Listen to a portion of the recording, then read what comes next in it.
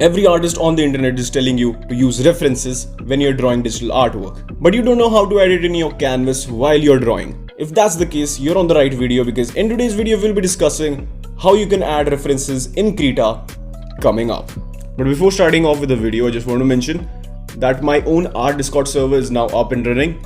If you want to join, there will be a link in the description. You can join our personalized art community where we share our artwork. So yeah, as I said, the link will be in the description. Click over there to join right now. Now coming to the main video, in one of my older uploads, I actually talked about Krita's reference tool and how it makes your overall digital art workflow better than Photoshop. But unfortunately in that video, I didn't show you how to do it properly. So for that, here we are in one of my Krita projects. And over here, as you can see, this is a very basic color sketch which I did using the reference tool in Krita. Let me show how I did it. Well, to be very fair, there are various wrong ways of doing it. The way I have seen other people doing it, especially in Photoshop, is that what they do is they simply use a second screen or a monitor, which again is not available to everybody. Or what they do is they import all of their reference images as paint layers on their canvas, just like what I am doing right now. For once, it might seem like a fine idea to do this, but when it comes to the overall workflow, especially when you're working on your artworks for a longer duration of time or longer art sessions, this technique makes everything much more time consuming. As you can see, I've just imported one reference layer and it almost takes 1/4 of my visible canvas, which causes a lot of hindrances while I'm working on my project and makes the overall process much more time consuming and wastes a lot of time. Now, for solving this problem, Krita has its own specific option called reference tool, which allows you to generate various references and you can manage them outside your canvas, which makes everything much more visible and makes your workflow much more smoother. Now, in order to use this reference tool, you can go on the basic tools options on the right hand side of your screen. Now over here, there is a thumb pin like icon. Just press it to use your reference tool. And after you've done that, now hover over to the right hand side of the screen in the advanced tool options. And from here, you can just simply add and edit all of your references.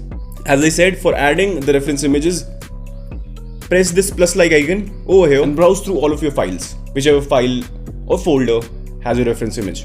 After you click and import your reference layer, you're basically done with it. Now, after you're done with that, you can just simply change the opacity as well as the saturation of your reference image.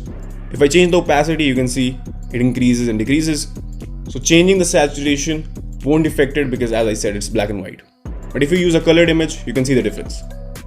If you turn off the keep the aspect ratio, as the name suggests, the ratio at which your image was being transformed will get messed up and you don't want that. So make sure that you keep your aspect ratio turned on. So yeah, using the same way, you can add as many reference images as you want for your digital art piece. By the way, this reference you're seeing on the top left hand side of the screen is from Mark Burnett. Now on the top right hand side, there is an image from NED's art Instagram. And below it is a reference from Muhammad's YouTube channel.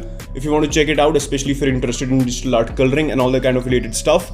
Also, another important thing is that if you want all of these references to be saved and grouped in a specific manner, for example, you just want to open these references just like this in the respective positions in another project, is what you can do is you can save all of these as one group using this option so that you can save them as a group. And then if you open up another project and use this icon, the folder icon, you can open up all of these references in the same pattern in that other project.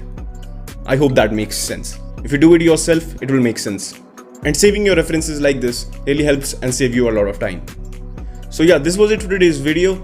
As I said, my Discord server is up and running. You can join right now and be a part of the community, a much more personalized community. We will have a chat and all the kind of cool stuff. So apart from that, if you liked the video, press the subscribe button, turn on the notifications, comment down if you have any video ideas, and I'll see you guys next time. Until then, peace.